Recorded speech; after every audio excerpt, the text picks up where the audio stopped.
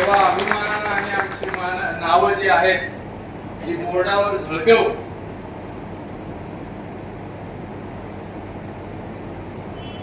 या ठिकाणी तरी देखील एका अनामिक अशा कार्यकर्त्याचं मी कौतुक करेन. त्यांनी संपूर्ण संघटन या ठिकाणी बांधण्यासाठी अहोरात्र प्रयत्न केले. त्यांना विनंती करतो तुम्हीच येऊन तुमचा परिचय द्या. या स्टेजवर त्यांच्यासाठी टाळ्या वाजवा.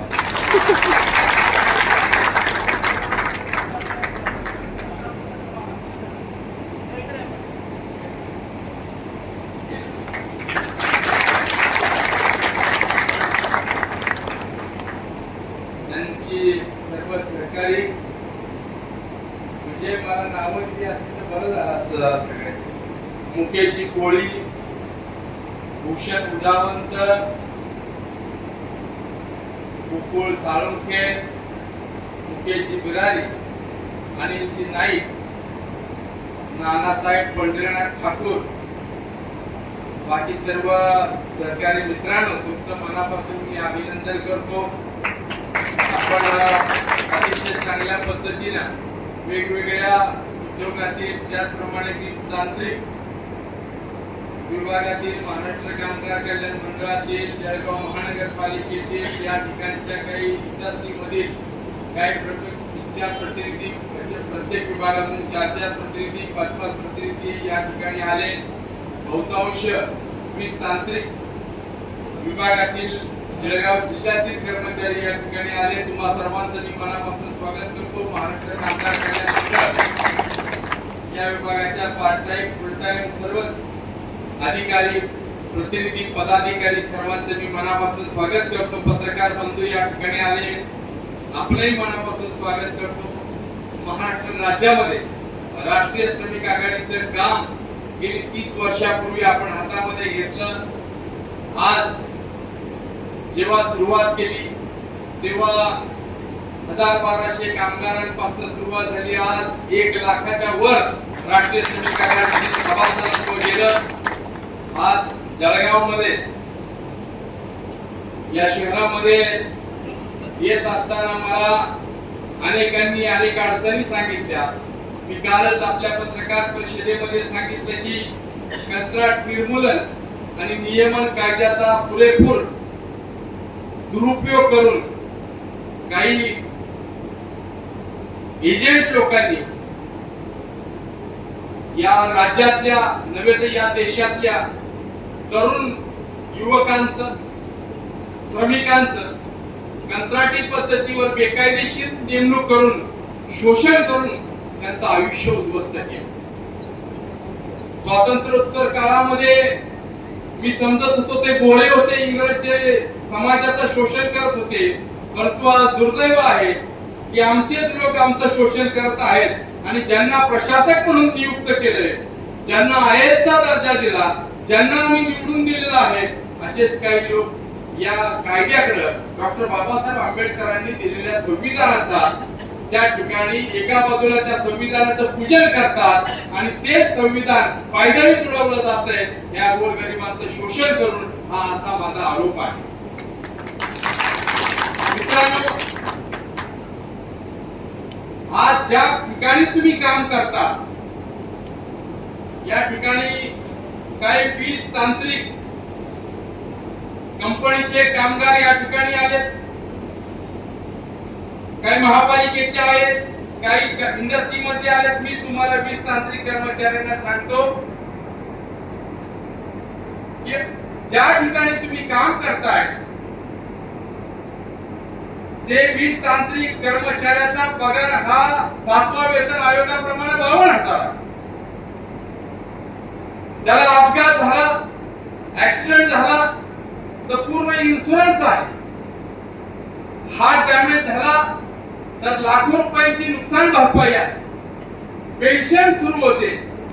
परंतु आज सर्रास 90% वीज तांत्रिक कंपनीमध्ये त्या ठिकाणी मला धक्कादायक गोष्टी समजल्या. अनेक कामगारांचे अपघात होतात. प्रशिक्षित मुलं आहेत तरी 12 आणि 14 हजारावर त्यांचं शोषण पूर्ण महाराष्ट्रामध्ये 20 तांत्रिक कर्मचाऱ्यांचं चालू आहे. जर का कर्मचारी संघटित व्हायला गेले तर त्यांना कामावरून काढून टाकलं जातं. आज काही कर्मचारी संघटित होण्याचा प्रयत्न केले तर त्यांना काही लोकांना कामावरून काढून टाकलं. मी तुम्हाला सांगेन, महाराष्ट्राचे मुख्यमंत्री देवेंद्र फडणवीस साहेब एक संवेदनशील व्यक्तिमत्व आहे. आज ज्या पक्षाला आम्ही संघटना अफिलिएटेड आहे, राष्ट्रीय श्रमिक आघाडी, त्या भारतीय जनता पार्टीचा आज वर्धापन दिन आहे, स्थापना दिवस आहे. या स्थापना दिवशी मी आपल्याला सांगतो, महाराष्ट्राचे मुख्यमंत्री देवेंद्र फडणवीस हे एक संवेदनशील आहेत. त्यांनी मागच्या 15 दिवसापूर्वी घोषणा केली आहे की कंत्राटी पद्धतीवर या राज्यातल्या तरुणांचं जे शोषण चाललेलं आहे ते निश्चित थांबवण्यात येईल, त्यांना परमनंट करण्याबाबतचा प्रयत्न करण्यात येईल, अशा पद्धतीचा एक बातमी आमच्या वाचनात आली. लवकरच आपले जे काही कर्मचारी बाहेर असतील त्यांना परमनंट करायचं आहे. वर्षोनवर्ष त्या ठिकाणी त्यांचं आयुष्य कंत्राटी पद्धतीवर चाललेलं आहे, ते वेगवेगळ्या विभागांमधलं असेल. या लोकांना न्याय देण्याच्या दृष्टीने भविष्यामध्ये देवेंद्र फडणवीसांसारखा एक नेता, कामगार मंत्री आकाशराव फुंडकर साहेब आहेत, त्यांच्या नेतृत्वाखाली जे शोषण आपलं चालू आहे ते थांबावं, यासाठीचा प्रयत्न आम्ही निश्चित करू, एवढं मी तुम्हाला ग्वाही देतो. परंतु तुम्ही संघटित राहा. आज ठेकेदारांची संघटना आहे, उद्योगपतींची संघटना आहे, भांडवलदारांची संघटना आहे, व्यापाऱ्यांची संघटना आहे. या देशातला शेतीमालाचा भाव व्यापारी ठरवतो, शेतकरी नाही ठरवत, जो पिकवतो तो नाही ठरवत. लक्षात घ्या, तुम्ही रात्रंदिवस काबाड कष्ट करणारे शेतकरी, तुमच्या मालाचा हमी भाव व्यापारी ठरवतो. तो तुम्हाला मेथीच्या जुडीला 15 रुपये देतो, परंतु एक जुडी बनवायला तुम्हाला 20 रुपये खर्च येतो आणि तो तुम्हाला 15 रुपये देतो आणि मार्केटला मात्र तो 30 रुपयाला विकतो, डबल मुनाफा घेऊन. हे दुर्दैव आहे या देशाचं. तसंच जो IAS ऑफिसर, जो प्रशासन अधिकारी, या देशातला आयुक्त, प्रत्येक डिपार्टमेंटचा आयुक्त आज स्वतः 2 लाख रुपये पगार घेतो आणि कर्मचाऱ्यांचा पगार मात्र 15,000 रुपये द्यावा म्हणून तो ठरवतो. किती वाईट आहे, शोकांतिका. हा देश मुठभर लोकांनी चालवलेला आहे. त्याला कारण काय आहे? तुम्ही एकत्र येत नाही, तुम्ही संघटन करत नाही. एका विभागामध्ये 10 युनियन, हे युनियन घडवून आणतं कोण? आता महाराष्ट्र कामगार कल्याण मंडळाचं उदाहरण देतो. 17-18 वर्ष माझी युनियन आहे. कामगार विभागातला एक कामगार अधिकारी, कामगार कल्याण मंडळाचा आयुक्त, हा कोण आहे? पत्रकारांना मुद्दामून सांगेन मी, गव्हर्नमेंट लेबर ऑफिसर, शासकीय कामगार अधिकारी एक, तो प्रमोशन महाराष्ट्र कामगार कल्याण मंडळाचा कल्याण आयुक्त होतो आणि इकडे डिपार्टमेंटचा आयुक्त झाल्यावर कामगारांचे कायदे धाब्यावर टाकून देतो. हे दुर्दैव आहे, शोकांतिका आहे. 4 युनियन तुमच्या डिपार्टमेंट मध्ये. स्वतः आला की स्वतःला 3 लाख रुपये पगार करून घेतला. तुमच्यामध्ये 4 युनियन करून टाकल्या. यशवंतराव भोसले 2005 चा मुद्दा सोडवायला लागला की जगतापच्या ह्याच्यात मोड घालत तिकडून त्या तुमचा तो दाढीवाला काय तो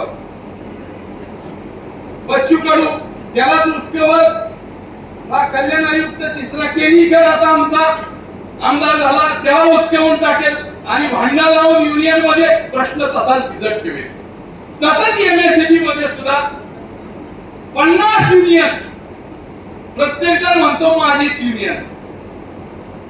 तुमच्यामध्ये फूट पाडल्या. 50 युनियन मंडळात, 50 युनियन इंडस्ट्री उद्योगामध्ये, 50 युनियन आणि एकाही युनियनला न्याय मिळवून द्यायचा नाही. फक्त भांडत ठेवा आपापसामध्ये. तुमच्यात तरी काय युनियन आहे?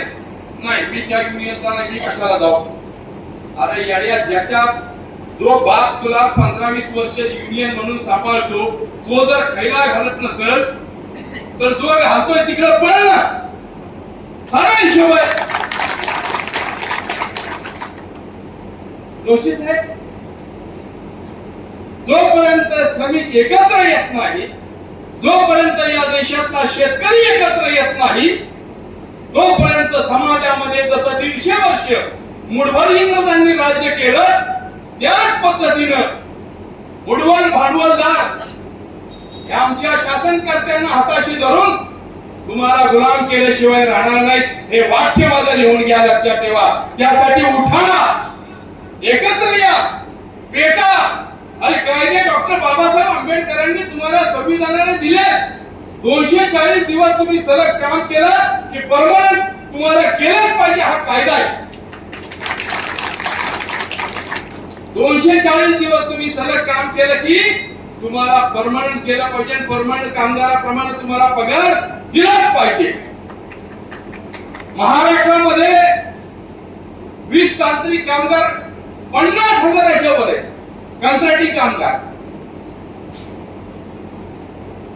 जळगाव महानगरपालिकेमध्ये जवळपास 3,000 कामगार कंत्राटी पद्धतीवर काम करतात. औद्योगिक इंडस्ट्रीमध्ये, कारखान्यांमध्ये 99% कंत्राटी कामगार परमनंट कामगारांच्या जागेवर.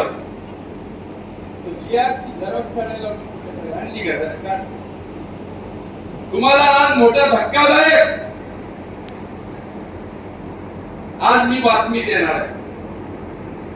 मी जळगावच्या पत्रकारांचं मी कौतुक करतो. कालच्या पत्रकार परिषदेला त्यांनी उत्स्फूर्त प्रतिसाद दिला आणि ते या ठिकाणी आलेले आहेत. आज जळगाव जिल्ह्याच्या सर्व कामगार नेत्यांना, सगळ्या लोकप्रतिनिधींना आणि प्रशासक, कलेक्टर आणि आयएस ना एक जीआर ची आठवण करून देतो. हा जीआर आहे 17 नोव्हेंबर 2008.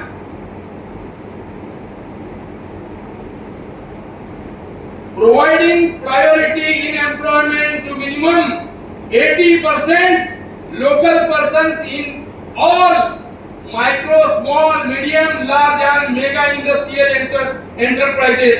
याचा अर्थ स्थानिक भूमिपुत्रांना 80% परमनंट नोकऱ्या द्या. जे जे उद्योग तुमच्या इथे येतील त्यामध्ये असा जीआर आहे. हा कुणाचा जीआर आहे? महाराष्ट्र शासनाचा जीआर. आम्ही काढलाय का? जीआर म्हणजे रेझोल्युशन. आज बघा, government of Maharashtra industry energy labour department government resolution number ELP 2008 CM 93 मंत्रालय मुंबई इथून 17 नोव्हेंबर 2008 ला हा जीआर काढण्यात आला. आणि त्या जीआर मध्ये म्हटलेलं आहे की महापालिका असेल, MSCB असेल, उद्योग असेल, इंडस्ट्री असेल, या सर्वांमध्ये तुम्ही कुठले अमेरिकेवरून आलाय का मुंबईवरून आलाय, सातारावरून आलाय का कुठून आलाय? जळगाव जिल्ह्यातच आहे, स्थानिक भूमिपुत्र आहे ना. आज मी तुम्हाला सांगतो, महाराष्ट्र सरकार जरी आमचं असेल तरी मी उद्या देवेंद्र फडणवीसांना, आज भारतीय जनता पार्टीचा स्थापना दिवस आहे, या स्थापना दिवशी त्यांना आवाहन करेन, पक्ष हा समाजाच्या हितासाठी असतो. सर्वसामान्यांच्या रक्षणासाठी असतो. आणि तुम्हाला जर रक्षण करायचं असेल तर स्थापनेच्या दिवशी शपथ घ्या, स्थानिक भूमिपुत्रांना न्याय देऊ. या जीआरचं अवमूल्यन करेल, हा जीआर जो आहे इम्प्लिमेंट करेल आणि जे जे कामगार 240 दिवसाच्या वर काम केले त्या सगळ्यांना परमनंट करेल. अशा पद्धतीचं पत्र आजच मी माननीय देवेंद्र फडणवीसांना पाठवणार आहे, मुख्यमंत्र्यांना. आता इथून मी आमच्या भाजपच्या कार्यालयामध्ये जाणार आहे, तिथल्या अध्यक्षांनाही मी सांगणार आहे या जीआरची तुम्ही इम्प्लिमेंट करा. हा जीआर जर आपणच काढलाय सन 2008 साली महाराष्ट्र शासनाने जीआर काढलेला आहे. त्यामुळे स्थानिक भूमिपुत्रांना या जीआर नुसार नोकऱ्या मिळाल्या पाहिजेत. आता तुम्हाला सांगू, या जीआरचा आधार घेऊन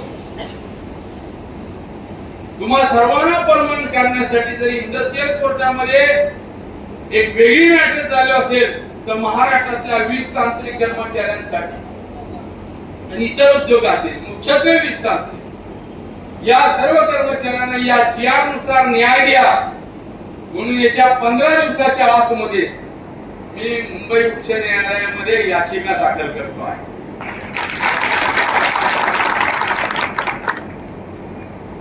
स्वातंत्र्यपूर्व काळामध्ये इंग्रज आमच्यावर राज्य करत असताना आम्ही पेटून उठत होतो. तुम्हाला एक लक्षात घ्या, घरी बसून तुम्हाला कुणी काही देणार नाही. रस्त्यावर उतरता आलं पाहिजे, लढता आलं पाहिजे, संघर्ष करता आला पाहिजे. मी जरी भारतीय जनता पार्टीचा असेल, भारतीय जनता पार्टी बरोबर माझं संघटन अफिलिएटेड असेल, परंतु मी पहिलं दायित्व माझं समाजाबरोबर आहे, सैनिकाबरोबर आणि शेतकऱ्याबरोबर आहे. नंतर पार्टी, पहिला समाज, हेही डोळ्यासमोर ठेवून. आणि आता इथून पुढे तुम्ही गेला, ज्यांना कुणाला काढलं असेल कामावरनं त्यांना घेण्याबाबतचं तर पहिलं काम हाती आम्ही घेतोय. परंतु तुम्हाला परमनंट करण्यासाठी युद्ध पातळीवर आजपासून लढाईला सुरुवात झाली आहे. महापालिकेच्या लोकांना जे काही प्रतिनिधी आले असतील, इंडस्ट्रीचे प्रतिनिधी आले असतील, एमएससीबीचे प्रतिनिधी, कामगार कल्याण मंडळाचे प्रतिनिधी, मी सर्वांना सांगेन लढल्याशिवाय काय मिळणार नाही. कारण तुम्हाला सांगतो, आयएस लॉबी जे आहे त्यांचं संघटन आहे. अरे तुम्ही विचार करा ना, मी कालच आमच्या विकासना सांगत होतो, राज्यामध्ये 3 पक्षाचे मुख्यमंत्री आहेत. एक मुख्यमंत्री भाजपचे, दुसरे उपमुख्यमंत्री राष्ट्रवादीचे आणि तिसरे उपमुख्यमंत्री शिवसेनेचे. भलं नसेल पटत, परंतु खुर्चीसाठी आणि देशाच्या सत्तेसाठी, राज्याच्या हितासाठी आणि स्वतःच्या पक्षाच्या हितासाठी एकत्र आलेत ना. तुम्ही मूर्ख, तुम्ही बसा भांडत. रुग्णाला ठिगळ लागलंय, गाडीमध्ये पेट्रोल नाही, खायला अन्न नाही, पोरं उपाशी, तुम्ही काय नाही मी त्या संघटनेचा नाही, मी नाही जाणार. अरे या एकत्र, सगळ्या संघटनांना सांगा एकत्र या, बांधणी करा, लढा, तर न्याय मिळणार आहे. एकच दिवस नाही, हे जर 50,000च्या वरती संख्या आहे संपूर्ण महाराष्ट्रातले, एक दिवस मार्च काढला ना 20 तांत्रिक कर्मचाऱ्यांनी, कुठं मुंबईवर. महापालिकेचे प्रत्येक महापालिकेत 3-4 हजार कंत्राटी कामगार आहेत. सगळ्या महापालिकेचे कर्मचारी एकत्र आले, कंत्राटी, आणि आम्ही सगळे एकत्र आलो आणि मार्च काढला. चलो पुण्यावरून मुंबईला मार्च झाला. सरकारला तुम्हाला परमनंट केल्याशिवाय पर्याय उरणार नाही. एक दिवस रस्त्यावर उठणार. तयारी आहे का? हो. बघा, महाराष्ट्रात पेटू आपण सगळं राज्य. आणि तुम्हाला सांग का, मुख्यमंत्र्यांची चूक आहे का? उपमुख्यमंत्र्यांची चूक आहे? नाही. त्यांना ठेकेदार, भांडवलदार यांचा दबाव असतो. कळलं का? ते ठेकेदारच पैसा पुरवतात निवडणुकाला. तुम्हाला मताला 2,000-3,000 कुठनं देणार ते? तुमच्याच खिशातनं काढणार आणि देणार. त्यामुळे आपल्याला जर देशामध्ये मुवमेंट चालू करायची असेल, चळवळ चालू करायची असेल, कुठल्याही पक्षात राहा. घरामध्ये आपण हक्कासाठी बापाशी पण भांडतो ना. घरामध्ये हक्कासाठी माझं मला वाटणी दे करून तुझ्या जन्माला घातलंय म्हणतो ना बापाला. इथं पार्टी आहे, पक्ष आहे, इथं बाप पण नाही, आई पण नाही, इथं सगळं आपलेच आहे. भांडा, लढा, संघर्ष करा, तर तुम्हाला मिळेल. डॉक्टर बाबासाहेबांनी सांगितलंय, पहिले शिका, संघटित व्हा आणि संघर्ष करा. आज आम्ही शिकलो, परंतु भित्रे झालो, संघटित नाही राहिलो, गुलाम झालो. संघर्ष करायला तर लांब लांब दिसत. त्यामुळे आज हो म्हणलाय, पुढच्या वेळेस मी जळगावला येईल, महिना दीड महिन्यात चांगली बातमी घेऊन. त्यावेळेस सगळ्या महापालिका असेल, सगळ्या तुम्ही तयारीला लागा. किमान 10-15 हजार कामगारांचा मेळावा तिथं झाला पाहिजे. मैदान पण पुरलं नाही पाहिजे. एवढी ताकद पडाला. तुमचं भाग्य माझ्यासारखा नेता तुमच्या पाठीशी उभा आहे, ज्यानं अविरत 30 वर्ष चळवळीसाठी आयुष्यातले दिले. अनेक अंगावर केसेस घेतल्या, अनेक त्रास सहन केले, आणि त्याच्यानंतर इथपर्यंत मी पोहोचले. आज लाखो कामगारांचं संघटन उभं केलंय. त्यामुळं आपल्याला एकच स्वप्न बघायचं. आजची सभा ही एन्जॉय करण्यासाठी, जळगाव बघण्यासाठी, रामनवमीला येऊन भगवंताचं दर्शन. आज चांगलंय, प्रभू रामचंद्राचा जन्म झाला. काय झाला आज? प्रभू रामचंद्राचा जन्म झाला. प्रभू रामचंद्र काय आहे? एक विचार आहे.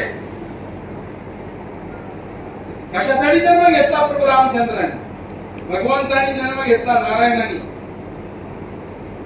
रावणाला मारण्यासाठी. ज्यांनी सर्वसामान्यांची पिळवणूक केली, मोठमोठ्या ऋषी मुनींचे यज्ञ भ्रष्ट करून टाकले,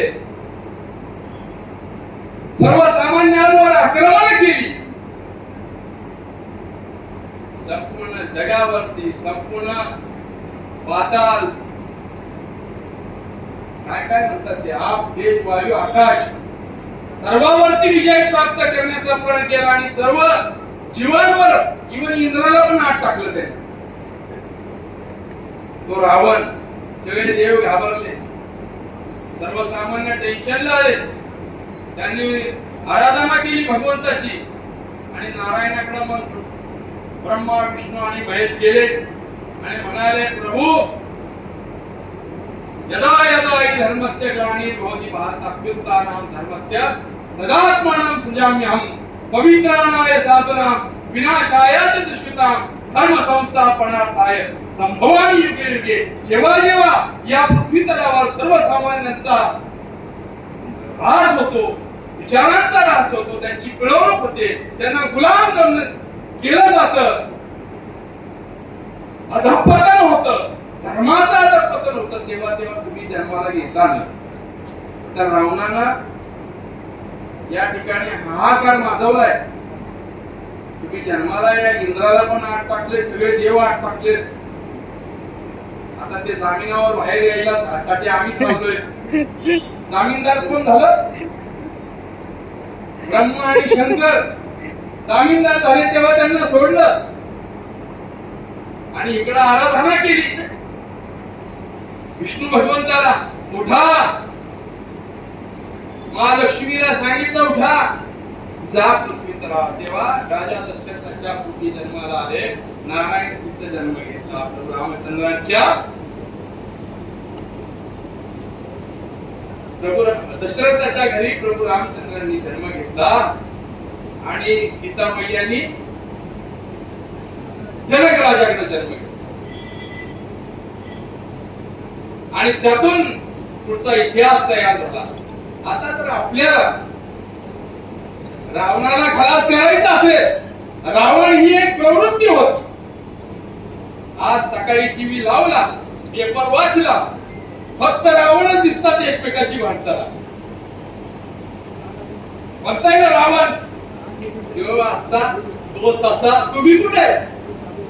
तुमचा कुणी प्रश्न विचारत घेताय? श्रमिक सुखी आहे का? शेतकरी सुखी आहे का? जो चौथा स्तंभ पत्रकार तो सुखी आहे का? तुम्ही तरी आहे का सुखी पत्रकार?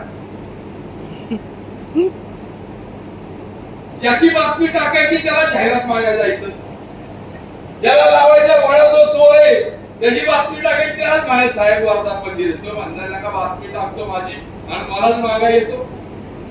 शोकांतिक आहे सगळी, सामान्यांची अशी रास आहे.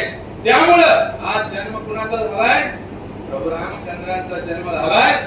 आणि समजा स्वतः प्रभू रामचंद्र आमच्यामध्ये आहेत आज, आणि त्यांनी सांगितलं धनुष्य उचला. वानर सेनेला बरोबर घेऊन रावणाला प्रहास करून टाकला. लक्षात तो आजचा दिवस. आम्ही गेले आता दर्शनाला गेलो, परमेश्वर कृपेने कोणतरी जिल्हाधिकारी आले होते, सगळी लाईन बाजूला साडली. आम्ही बघितलं सगळं उघडं झालंय, पटकन आम्हीच गेलो. ते म्हणले या या या, त्यांना वाटलं जिल्हाधिकारी झाले. प्रभू रामचंद्रांना मीच पाहिजे होतो. दर्शन घेतलं मग जिल्हाधिकारी मागणार. याची कृपा आहे, त्यांना घेऊन इथं आलोय तुमच्यामध्ये. त्यांचं स्मरण करा, यश तुमच्या हातात 100% ते देणार आहे. मी निमित्त मात्र आहे. मोठी युद्ध आहे, मोठी लढाई आहे. आणि बाजार गुंग्यांनी या देशावरती विजय नाही मिळवला. इंग्रजांना बाजार गुंग्यांनी पळवले नाही. लक्षात घ्या. भगतसिंग, राजगुरू, सुखदेव, महात्मा गांधी मुठभर लोक होते, त्यांनी क्रांती केली आणि देशाला स्वातंत्र्य मिळालं. तुमच्यामध्ये स्वतःला भगतसिंग बघा, तुमच्यामध्ये राजगुरू बघा, सुखदेव बघा, विनायक दामोदर सावरकर बघा, छत्रपती तुमच्यामध्ये. आता देश स्वातंत्र्य करायला कुणी येणार नाही. तुम्हाला स्वतःचं स्वातंत्र्य करण्यासाठी लढाई करावी लागणार. लक्षात ठेवा. एकटा भाऊ काही करत नाही. पुढच्या वेळेस किरणची विकासची आपल्याला मोठं युद्ध करायचं. जर का महिनाभरामध्ये नाही झालं तर संपूर्ण महाराष्ट्रामधले 20 तांत्रिक कर्मचारी, महानगरपालिकेची कंत्राटी कर्मचारी, सर्व राज्यातले कर्मचारी एकत्र करून मुंबईवरती हल्ला करावा लागणार आहे. लक्षात घ्या. तेव्हा श्रमिक मुक्त होणार आहे. आज एक दुःख मला वाटलं की महाराष्ट्र शासनाचा हा जीआर आहे. या जीआर मध्ये स्पष्ट लिहिले स्थानिक भूमिपुत्रांना 80% रोजगार आहे. मी पत्रकार बंधूंना सांगेन, हा जीआर घ्या, आयुक्ताला भेटा, कलेक्टरला भेटा, आणि त्यांचा कलेक्टरचं काम आहे जिल्हाधिकाऱ्याचं या अध्यादेशाप्रमाणे स्थानिक भूमिपुत्रांना 80% परमनंट नोकऱ्या, उद्योग असेल, इंडस्ट्री असेल, शासनाचे विभाग असतील, डिपार्टमेंट असतील, तिथं स्थानिक भूमिपुत्रांना 80% नोकऱ्या परमनंट दिल्याच पाहिजेत. असा 2008 चा जीआर मी आपल्याला देत आहे. आज ज्या पद्धतीनं एक मोठ्या पद्धतीवरती साम्राज्यवाद, ठेकेदार, कंत्राटदार, भांडवलदार हे सत्ताधीशांना खाली वाकवत आहे. मी त्याच पक्षाचा कार्यकर्ता आहे.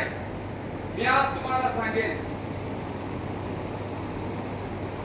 तुम्हाला जर सरकारला आपल्यासारखी मतं बनवायची असतील, तुम्हाला जर सरकारला आपल्यासारखे कायदे करावे वाटत असेल, तर तुम्हाला संघटित होण्याशिवाय दुसरा पर्याय नाही. लक्षात घ्या. आणि तो दिवस आज उघडलाय रामनवमीचा. ज्या दिवशी तुम्ही सगळे आज चांगला दिवस, शुभ दिवस आहे आज, ज्या दिवशी आज आपण पुराण घेतो आहे, शपथ घेतोय. महाराष्ट्रातल्या तमाम श्रमिकांना, शेतकऱ्यांना मी आवाहन करेन, जर एकत्र आला नाही तर तुम्हाला विभक्त करून संपवलं जाईल. यासाठी एक मोठी मुवमेंट महाराष्ट्रामध्ये आपल्याला राबवावी लागणार आहे. भारतीय जनता पार्टी हा आमचा पक्ष श्रमिकांचा, आमचा शेतकऱ्यांचा पक्ष आहे. परंतु आज मुठभर भांडवलदार, मुठभर ठेकेदार त्यांच्यासारखे कायदे करण्याचा प्रयत्न करत असतील आणि पक्षाला वेठीत धरत असेल तर मी सर्वसामान्य शेतकऱ्यांना आणि श्रमिकांना सांगेन, तुमच्या मागण्यांसाठी तुम्ही पक्षावर दबाव आणा, सरकारवर दबाव आणा, तरच तुम्हाला कशा चांगल्या अर्थाची लोकशाही मिळणार आहे. यासाठी तुम्हाला लढावं लागणार आहे, हे लक्षात ठेवा. भांडवलदार दबाव आणतात ना, दबाव कसं दबाव का दबाव आणतात? ठेकेदार आणि भांडवलदार निवडणुकांना करोडो रुपये देतात आणि त्यांचा अजेंडा देतात. काय अजेंडा देतात? एवढे करोड देतो, 2000 कोटी, 5000 कोटी, 10000 कोटी. परंतु आम्ही जो अजेंडा देऊ, कंत्राटी कामगार पद्धत, हायर अँड फायर पद्धत, तो अजेंडा राबवा, आमचा अजेंडा राबवा. सरकार काय म्हणतंय? ज्यांच्यासाठी आम्हाला निवडून जायचं आहे त्यातलेच काही मंडळी निवडणुकांना दारू, निवडणुकांना मटण, मताला 5000, 10000, शुभांतिका लोकशाही विकली गेली. जेव्हा समाज विकला जातो त्या समाजाची अवस्था अशीच दयनीय होते. लक्षात ठेवा. आज माझं सभा होऊ दे, भाषण होऊ दे, उन्हात तळपत तुम्ही भाषण ऐका, परंतु उद्या रात्री ठेकेदाराने तुम्हाला गुत्त्यावर दारू प्यायला बोलवलं की माझं भाषण विसरून. सकाळी तुम्ही युनियन कुठं राजीनामा देऊ, साहेब पण एक 500 रुपये वाढवा बाबा पगारावर. चालेल, कुठली युनियन? ही युनियनची शोकांतिका राज्यभर आहे. शेतकरी संपवला, श्रमिक संपवला, 99% आज सर्वसामान्यांची अवस्था अशी करून टाकलेली आहे की त्याला त्याचं मत, त्याच्या घामाला किंमत राहिली नाही. मगाशी मी पत्रकारांच्या संदर्भामध्ये सांगत, पूर्वी मीडियामध्ये ठराविक मीडिया होती आणि त्याच्यामध्ये त्यांचं वेशभूष स्वतंत्र होतं. त्यांना परमनंट कामावर घेतलं जात. कोविडच्या मध्ये 70% पत्रकार देशोधडीला लागले, कामावर काढून टाकले. आज सगळे कंत्राटी पद्धती जो तो आज भांडवलदारांच्या मागे उभा राहील, त्यांनी आज कसं जगायचं यास त्यांची आवश्यकता. छोटे छोटे सोशल मीडियाचे पोर्टल आले. आज त्या पोर्टल्सना सुद्धा नवीन मी अजेंडा बनवलाय. संपूर्ण महाराष्ट्रातले सोशल मीडिया मी एकत्र करतो आहे आणि किमान स्थानिक स्वराज्य संस्थेच्या आधारावर त्यांना किमान वेतन 27,000 पर्यंतच्या जाहिराती त्यांना मिळाव्या. त्यांना कलेक्टरनं पत्रकार अधिकृत परवाना द्यावा आणि 5,000 लोकसंख्येच्या मागे एक पत्रकाराला सोशल मीडियाच्या मान्यता द्यावी, अशी मागणी आपण सरकारला पुढच्या आठवड्यामध्ये हा अजेंडा सोशल मीडियाचा स्वतंत्र मी महाराष्ट्रात करतो आहे. तुम्ही पण सोशल मीडियाचं इथलं संघटन सगळ्यांनी एकत्र करा. जोपर्यंत आम्ही सगळे एकत्र येत नाही, शेतकरी श्रमिक, तोपर्यंत न्याय मिळणार नाही. आज या शासनाचा याची कलेक्टरने इम्प्लिमेंट करावी यासाठी आम्ही कलेक्टरला भेटणार आहे. राज्यातल्या सगळ्या कलेक्टरना हे पत्र देणार आहे आणि जीआर हा जर पाळला नाही तर मुंबई उच्च न्यायालयामध्ये सरकारच्या विरोधामध्ये आज रामनवमीच्या दिवशी सांगतो तुम्हा सर्वांना परमनंट करावं याबाबतची याचिका आणि सर्व डिपार्टमेंट मधले खात्यातली अशी सार्वभौम याचिका दाखल करणार. मगाशी पिंपरी चिंचवड महानगरपालिकेतला एक किस्सा आमच्या पाटील साहेबांनी सांगितला. पिंपरी चिंचवड महापालिकेच्या कंत्राटी कर्मचाऱ्यांची केस 21 वर्ष आपण लढली. सर्व 572 कर्मचारी परमनंट झाले. 572 आणि फरक किती मिळाला मागचा 52 करोड रुपये. 52 करोड. गुगल वर जा, सर्च करा, तुम्हाला गुगल वर सुद्धा माहिती मिळेल, निकाल मिळेल. अशा पद्धतीने संघटित राहा, एकत्र या. लवकरच एकटा यशवंतराव भोसले काही करू शकत नाही. संघटना आणि श्रमिक सगळे एकत्र या. आपला अजेंडा पक्षाला देऊ. भारतीय जनता पार्टी आज सत्तेत आहे, केंद्रापासून राज्यापर्यंत. त्यांना सांगू ठेकेदार बाजूला करा आणि थेट श्रमिकांना न्याय द्या, त्यांना परमनंट करा. परमनंट झाल्यानंतर तुम्ही दहायात अनेक पिढ्या पुन्हा भाजप सत्तेत राहील. असं स्थापना दिनाच्या दिवशी भाजपला सुद्धा मी आवाहन करतो आणि आपल्या सर्वांना शुभेच्छा देतो की आपापल्या उद्योगामध्ये ज्या ज्या ठिकाणाहून आपण आलेला आहे त्या त्या ठिकाणी आपलं संघटन बळकट करा. मी तर याचिका दाखल करतो आहे. पुढच्या वेळेस जळगाव मध्ये येईल त्यावेळेस किमान 15,000 कामगार सभासद झालेले मला पाहिजेत. इंडस्ट्री मधले घ्या, महापालिकेतले घ्या, त्यांच्या संघटना राहू दे, त्यांना आपल्या बरोबर अफिलिएटेड करून घ्या. परंतु असा मेळावा घ्या आणि ज्यावेळेस विधान भवनावर कंत्राटी पद्धत बंद व्हावी आणि ह्या जीआरची इम्प्लिमेंट व्हावी, हा मोर्चा जाईल, त्यावेळेस लाखोच्या संख्येने महाराष्ट्रातला कामगार एकत्र आला पाहिजे. एवढंच मी आवाहन करतो. तुम्ही काळजी करू नका. प्रभू रामचंद्राचं आता दर्शन घेतलंय. भगवंत आपल्यामध्ये आहे. तुम्ही परमनंट व्हाल. आज मी तुम्हाला सांगतो आणि तुम्हाला देखील 52,000 पगार मिळेल. जिद्द आणि चिकाटी सोडू नका. मनावर आत्मविश्वास ठेवा. माझ्यावर नाही परंतु भगवंतावर विश्वास ठेवा. स्वतःच्या कष्टावर विश्वास ठेवा. स्वतःच्या घामावर विश्वास ठेवा आणि सगळ्यात महत्त्वाचं या देशाच्या संविधानावर विश्वास ठेवा. एवढंच या ठिकाणी सांगतो. आलेल्या पत्रकार बांधवांचं देखील मी पुन्हा एकदा आभार मानतो. मंचावरील माझ्या सर्व पदाधिकाऱ्यांचं मी आभार मानतो. आपण एवढ्या दुरून आलात त्याबद्दल आपल्या सर्वांचं मनापासून आभार मानतो. हम होंगे कामयाब एक दिन.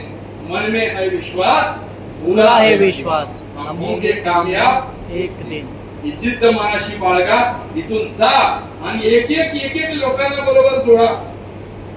महासंघटन उभं करा. एक माणसाने 10 लोक उभी केली. आज या ठिकाणी तुमची संघटना आहे. सगळ्या एकत्र आणा. एक दिवस आपला असेल एवढंच या ठिकाणी सांगतो. ईश्वर कृपेनं तुम्हा सर्वांना यश मिळो अशी प्रभू रामचंद्राच्या चरणी प्रार्थना करतो. ह्या कंत्राटी गुलामगिरीतून तुम्हाला मुक्त करावं आणि तुम्ही परमनंट व्हावं अशी त्याच्या चरणी आज प्रार्थना वाहतो आणि या ठिकाणी पूर्णविराम घेतो. धन्यवाद.